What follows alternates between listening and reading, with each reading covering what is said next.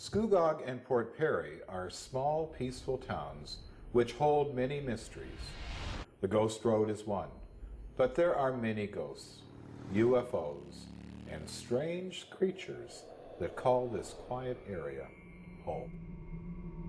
Scugog Island, near Port Perry, Ontario, is best known for the Ghost Road, a place where a headless motorcyclist rides down this stretch of highway every night. No one really knows who this motorcyclist is or when he died, but the story goes that in the 1960s, a man riding on a motorcycle down the 9th and 10th concession of Scugog Island lost control of his motorcycle and went off into the field and was decapitated by a barbed wire fence. And since that time, people have witnessed the light of a motorcycle traveling down the stretch of road every night. For years, people have parked on the Ghost Road on Lake Scugog to witness the sight of a headless rider. Teenagers going out to the road to park and wait, and what do they see? They see the Ghost Rider. In 1984, a couple went out to the Ghost Road when suddenly their dashboard lights went on. Then the headrest started to bang. They didn't know what to do. The wolves started to howl, and they were out of there. For years, people have tried to solve the mystery of the Ghost Road. What is this light? In 1983, a journalist and another group of people went out onto the Ghost Road. They set up 2 stations, one on the Ghost Road and one on another road running north and south across the lake. They set up with walkie-talkies. Suddenly they're talking away, and the Ghost Road group states, "I can see your lights. You have your lights on." They thought they'd solved it. It was the headlights of a car. We don't have our lights on. Come on. Our lights aren't on. I don't know what you're seeing.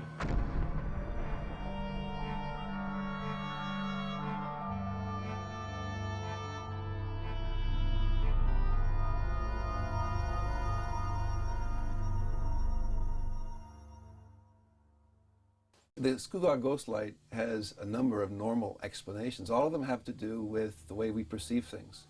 So whenever you talk about light and shadow, and light of a motorcycle or light of a UFO or whatever, you've got to recognize that there are all kinds of lights in our natural environment. Some of them are lights reflected off a lake at night. Some of them are lights that one sees masked by the trees. And to the imagination, these can be a motorcycle coming out of nowhere and disappearing into nowhere.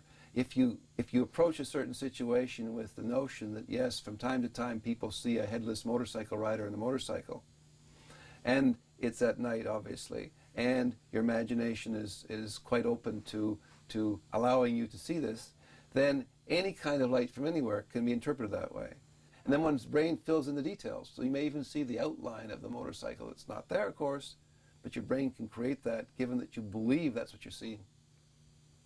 People in the Scugog area have also experienced unusual lights in the sky at night. Lights that travel at rapid speeds and then disappear from view. Are they UFOs? Well, some people believe so. I moved up to Caesarea about 1969. The fall of that year was my first incident of seeing something in the sky. One summer, I was kind of bored. I decided to take my dog for a run with my bike. The dog suddenly saw something ahead of me and took off after it.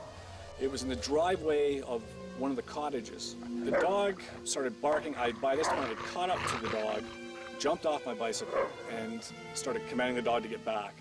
This object, or this thing, moved towards a bank of cedar trees. Now, instead of running up the cedar tree, like I thought it was a big cat or something like that, it stood up. And it stood up to about 3.5 feet tall, large head and long willowy arms. Now, at this point, the dog stopped, and then suddenly this sound, it was like a large thump or a large grunt, which seemed to not emanate from whatever it was just all around me. Like I felt my whole body shake. I was so petrified I couldn't get on my bicycle. I ran pushing the bicycle down the road ahead of me, ran into the house where my parents said like what had happened, and I was shaking so bad that I couldn't even open my mouth. Anything I had read about aliens or extraterrestrial beings, they were all supposed to look like, like us. And this was long before I'd ever heard the term a gray, you know. But once I started seeing pictures and stuff and reading articles, I was going, wow, that seems a lot like what I saw that night. I don't know if these things are extraterrestrial or if they're interdimensional or whatever. All I know is I saw something very extraordinary that evening, you know, and it had a profound effect on me in the rest of my life. So the Scugog lights, when people see lights above a lake or they come to believe they're UFOs flying around, any light that they see that they don't immediately recognize is easily interpretable as a flying saucer. And in fact, there are all kinds of moving lights in the night sky, whether it's satellites, whether it's airplanes, whether it's searchlights. So we can easily interpret any light in the sky as an alien being. We have a lot of interesting, strange phenomena in the community. We have a number of very significant ghost stories. One is in a house that is today called Jester's Court, which is a restaurant. The house used to be called the Murray House, and the ghost there became known as the Murray House Ghost. Venturing into the Jester's Court, one would wonder why there's such spirit activity when it was originally a house built in 1913. There's a spirit of an elderly woman who appears on the landing as you go through the front doors. A previous owner, Nicky Bainbridge, lived on the 3rd floor of the Jester's Court. Nicky used to be the owner of the Murray House restaurant, which was just prior to Jester's Court. She operated the restaurant downstairs, fine dining, and she lived upstairs in the upstairs quarters of the house. Nicky had a very unusual relationship with the spirits of the Jester's Court. They not only called her name, but they would light candles for her every night. For 30 days in a row, Nicky got up every morning and went downstairs and witnessed every table lit by candle. People would pass by at nighttime when the restaurant was closed, and it was the wee hours of the morning, and they would say that they would see a candle burning at a particular table, and people sitting there in vintage clothing. One night she was awakened by this voice in her ear calling her name. She realized something was wrong. She got up, and one of the spirits had lit a candle on a windowsill, and the candle had fallen over. The spirit saved Nicky's life.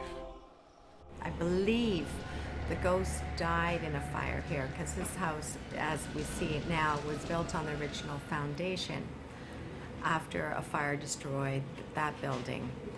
So I believe they're very wary of fire. One time, a hotel stood on the property.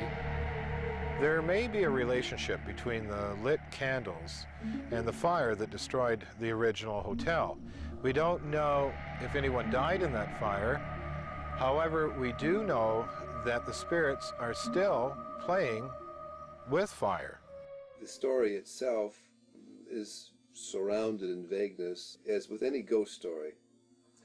You can be sure that that is a combination of their suggestibility because they've heard the story and some amount of dis-ease or discomfort or anxiety, probably late at night, perhaps with their senses dulled a little bit by alcohol. So legend plus suggestibility plus semi-darkness and misinterpretation of ambiguous stimuli. The recipe's there once again to maintain a ghost story. All sorts of irrelevant things can come to be seen as manifestations of the ghost. There's no rhyme, no reason. They'll just, some periods they're very active where there'll be constant things going on, and then they'll lie low for a while, and then it's, you know, time to play games, and they'll start right back up. The activity at the Jester's Court may continue. We have no reason why an elderly woman, a couple, and a young child are still there. If we do find out, maybe there is some possibility of sending them on their way. But right now, they're still there. For years, people have been coming to the Scugog area to enjoy the lake and scenery, but there's a new attraction now. It's called folklore. The Ghost Road, lights in the sky, haunted restaurants. That's the attraction today.